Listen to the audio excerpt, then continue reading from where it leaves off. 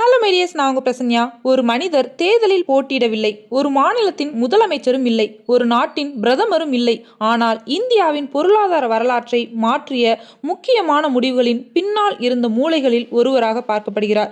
இன்று தமிழ்நாட்டின் வருவாயை அதிகரிக்க அமைக்கப்பட்ட குழுவின் தலைவராக மீண்டும் செய்திகளில் இடம் பிடித்துள்ள இந்த நபர் யார்? ஏன் அவரை இந்தியாவின் முக்கிய பொருளாதார நிபுணர்களில் ஒருவராக கருதுகிறார்கள்? வாங்க மாண்டேக் சிங் அலுவாலியாவின் வாழ்க்கை பயணத்தை முழுமையாக தெரிந்து கொள்வோம். 1943 நவம்பர் 24 பிரிட்டிஷ் இந்தியாவின் ராவல்பிண்டியில் ஒரு குழந்தை பிறக்கிறது. அந்த குழந்தை தான் மாண்டேக் சிங் அலுவாலியா. 1947 இந்திய பிரிவினைக்கு பிறகு அவரது குடும்பம் இந்தியாவிற்கு குடிபெயர்ந்தது. அவர் பள்ளி கல்வியை இந்தியாவில் முடித்து டெல்லியில் செயின்ட் ஸ்டீஃபன்ஸ் கல்லூரியில் பொருளாதாரத்தை படித்தார். பின்னர் உலக புகழ்பெற்ற ஆக்ஸ்போர்ட் பல்கலைக்கழகத்தில் ரோடஸ் ஸ்காலராக உயர்கல்வி பயின்றார். 1968 உலக வங்கியில் பொருளாதார நிபுணராக சேர்ந்தார். அவரது திறமையால் மிக இளம் வயதிலேயே முக்கிய நிர்வாக பொறுப்புக்கு உயர்ந்தார். 1979 இந்தியாவிற்கு திரும்பி நிதி அமைச்சகத்தில் பொருளாதார ஆலோசகராக பணியை தொடங்கினார். அதன் பிறகு பொருளாதார ஆலோசகர், வர்த்தக செயலாளர், நிதி செயலாளர், திட்டக்குழு உறுப்பினர் என பல முக்கிய பதவிகளை வகித்தார்.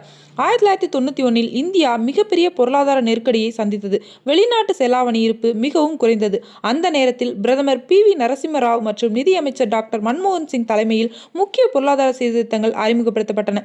அந்த சீர்திருத்தங்களை வடிவமைத்து செயல்படுத்திய முக்கிய அதிகாரிகளில் ஒருவர்தான் மாண்டேக் சிங் அலுவாலியா.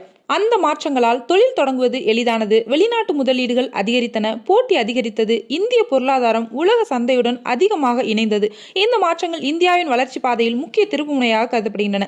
2004 முதல் 2014 வரை இந்திய திட்டக்குழுவின் துணைத் தலைவராக பணியாற்றினார். இந்த காலத்தில் 11வது ஐந்தாண்டு திட்டம், 12வது ஐந்தாண்டு திட்டம் ஆகியவற்றை உருவாக்குவதில் முக்கிய பங்காற்றினார். கல்வி, சுகாதாரம், உள்கட்டமைப்பு மற்றும் உள்ளடக்கிய வளர்ச்சி ஆகிய துறைகளில் பல கொள்கைகளை முன்னெடுத்தார். 2011 இந்தியாவின் இரண்டாவது உயரிய குடிமகன் விருதான பத்ம விபூஷன் வழங்கப்பட்டது. ஆனால் அவரை சுற்றி விமர்சனங்களும் இருந்தன.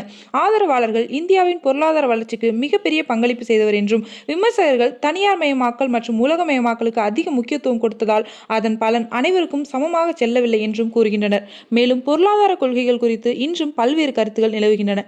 தற்போது 2026ஆம் ஆண்டு தமிழ்நாடு அரசின் வருவாயை அதிகரிக்க பரிந்துரைகள் வழங்கும் நிபுணர் குழுவின் தலைவராக மாண்டேக் சிங் அலுவாலியா நியமிக்கப்பட்டுள்ளார். இந்த குழு வருவாய் கசிவுகளை குறைப்பது, வரி வசூலை மேம்படுத்துவது, புதிய வருவாய் ஆதாரங்களை கண்டறிவது போன்ற அம்சங்களை ஆய்வு செய்து அரசுக்கு பரிந்துரைகளை வழங்குகிறது. ஒரு அரசியல்வாதியாக அல்ல, ஒரு பொருளாதார நிபுணராக இந்தியாவின் மிக முக்கியமான கொள்கை முடிவுகளில் தனது சிந்தனையை பதித்தவர் மாண்டேக் சிங் அலுவாலியா. அவரது முடிவுகளை நீங்கள் ஏற்கலாம் அல்லது விமர்சிக்கலாம், ஆனால் இந்திய பொருளாதார வரலாற்றில் அவரது பெயரை தவிர்க்க முடியாது. இந்த வீடியோ உங்களுக்கு பயனுள்ளதாக இருந்தால் லைக் பண்ணுங்க, உங்களோட கருத்துக்களை கமெண்ட்ல சொல்லுங்க. மேலும் இது போன்ற அரசியல், பொருளாதாரம் மற்றும் ஆழமான வீடியோக்களுக்கு நம்ம சேனலை சப்ஸ்கிரைப் பண்ண மறக்காதீங்க. Thank you for watching.